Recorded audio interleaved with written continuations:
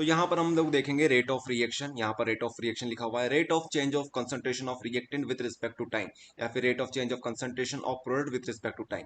ये क्या होता है, आप लोग इस तरीके से समझिए, हमारे पास एक पानी का कंटेनर है, उसमें हमने शक्कर मिला दी है, तो जो शक्कर होगी उसे बोलेंगे रिएक्टेंट, और जो हमारे पास पानी, जो हमारे पास घोल बनेगा शक्कर का, उसे बोलेंगे प्रोडक्ट। तो आप लोग इस तरीके से समझिए कि जिस जिस स्पीड से हमारा रिएक्टेंट या फिर प्रोडक्ट की जो कंसंट्रेशन है वो चेंज होगी समय के साथ साथ, उसे हम लोग बोलेंगे रेट ऑफ रिएक्शन। आप इस तरीके से भी इसे डिफाइन कर सकते हैं कि हमारा जो शक्कर है, मतलब हमारा रिएक्टेंट है, वो धीरे धीरे करके डिसअपियर होने लगेगा, और जो हमारा प्रोडक्ट होगा वो धीरे धीरे करके अपीयर होने लगेगा।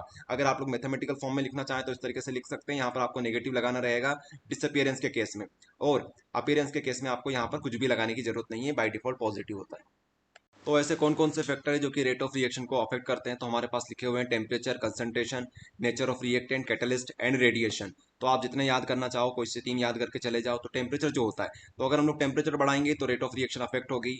आप लोग बोल सकते हो कि जितना ज़्यादा टेम्परेचर बढ़ाएंगे उतना ज़्यादा हमारे पास रेट ऑफ रिएक्शन बढ़ेगा। इसके अलावा कंसंट्रेशन की बात करें तो सेम यही फंडा आपको यहाँ पर यूज करना है कि जितना ज़्यादा हमारे पास कंसंट्रेशन होगा उतना ही हमारे पास रेट ऑफ रिएक्शन बढ़ जाएगा। आप लोग यहाँ पर कैटलिस्ट याद कर लो पहले, क्योंकि कैटलिस्ट ईजी होता है। कैटलिस्ट अगर हम लोग यूज करते हैं पॉजिटिव कैटलिस्ट तो हमारा रेट ऑफ रिएक्शन इंक्रीज हो जाता है, नेगेटिव कैटलिस्ट यूज करते हैं तो डिक्रीज हो जाता है। रेडिएशन की बात करें हम लोग, तो रेडिएशन की वजह से भी हमारे पास रेट ऑफ रिएक्शन अफेक्ट होता है। तो कुछ फोटोकेमिकल रिएक्शन जैसे फोटोसिंथेसिस, जिससे हम लोग देखते हैं पेड़ पौधे भोजन बनाते हैं, तो रेडिएशन पे अफेक्ट पड़ता है। अगर हम लोग रेडिएशन बढ़ा देते हैं फोटोकेमिकल रिएक्शन के केस में तो हमारी रेट ऑफ रिएक्शन इंक्रीज हो जाती है।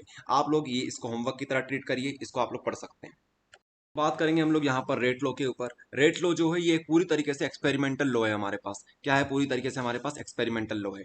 यहाँ पर हम लोग रेट ऑफ रिएक्शन कैसे निकालते हैं, एक्सपेरिमेंट से निकालते हैं। और यहाँ पर जो हमारे पास स्टार्टिंग में कोफिशिएंट्स दे रखे होते हैं, यहाँ पर हम लोग जो पावर में लगाते हैं, ये भी सारे के सारे एक्सपेरिमेंट से निकलेंगे। इसको अगर आपको याद करना है तो आप याद कर सकते हो, rate of reaction is direct equals to k, यहाँ पर आप लिखेंगे concentration of A, concentration of B. Example आप लोग ये ले लेना। तो अब आपको ये ध्यान रखना है कि यहाँ पर ए और यहाँ पर बी लिखा हुआ है, इनको आपको यहाँ पर नहीं लिखना है, यहाँ पर कुछ नए नाम आपको लिखने पड़ेंगे।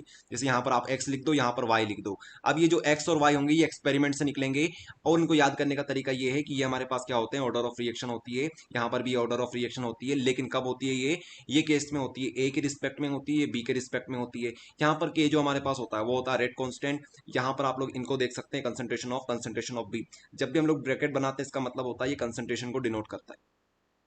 तो हम लोग बात करेंगे डिफरेंसेस रेट ऑफ रिएक्शन और हमारे पास जो कांस्टेंट होता है रेट कांस्टेंट में डिफरेंस क्या होता है। तो हमारे पास पहला जो डिफरेंस आता है वो होता है डेफिनेशन बेसिस पर।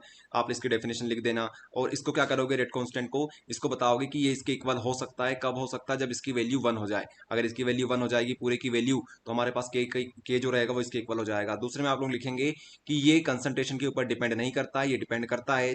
फिर आप लोग तीसरा पॉइंट लिखेंगे कि ये प्रोसेस के साथ साथ डिक्रीज होता रहता है, और ये तो कांस्टेंट है तो ये इंडिपेंडेंट रहेगा, इससे कोई फर्क नहीं पड़ेगा। इसके बाद इसकी यूनिट लिख देना आप लोग। यहाँ पर यूनिट लिखने की जरूरत नहीं है क्योंकि ये डिपेंड करता है यूनिट के ऊपर। ओके, इसकी यूनिट ऑर्डर ऑफ रिएक्शन के ऊपर डिपेंड करती है, तो आप लोग इसकी यूनिट ना लिखें, डायरेक्ट आप लोग ये चीज लिख दीजिएगा। तो अगर आपसे कोई पूछे what is order of reaction, तो ऑर्डर ऑफ रिएक्शन क्या होती है, order of reaction is defined as the sum of powers which are raised on the concentration term in the rate equation. तो ये सम होता है, किस किस का सम होता है, जो पावर्स हमारी रेट इक्वेशन में जुड़ी हुई होती है, जिनकी पावर हम लोग इस तरीके से लगाते हैं कंसंट्रेशन टर्म्स के ऊपर, इनका बस सम कर दीजिए, पी क्यू आर।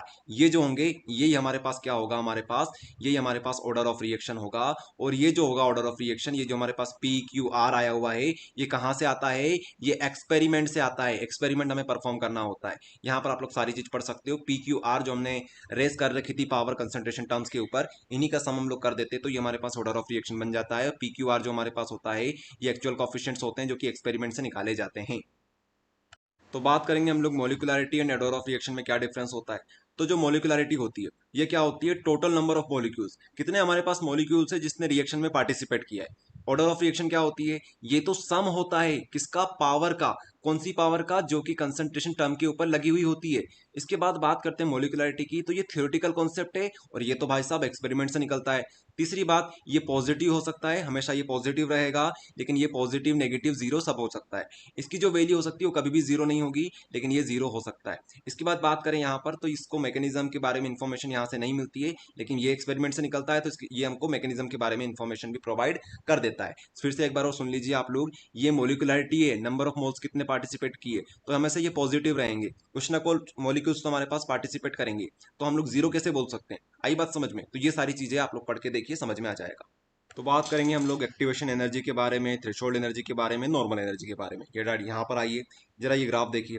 यहाँ पर हम लोग बोलेंगे कि जो हमारे पास रिएक्टेंट्स होते हैं, स्टार्टिंग में जो हमारे पास रिएक्टेंट्स होते हैं, उनके पास कुछ एनर्जी अपनी खुद की होती है। इतने गरीब नहीं होते हैं कि उनके पास एनर्जी ना हो, तो उनके पास अपनी खुद की एनर्जी होती है।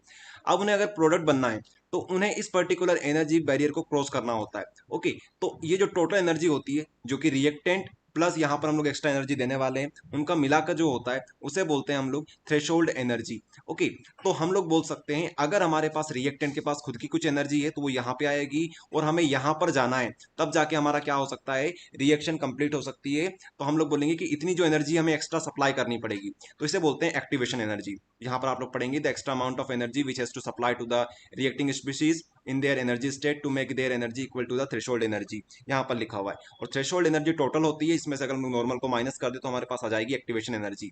जरा ध्यान से देखिए और समझ में आपको आ जाएगा।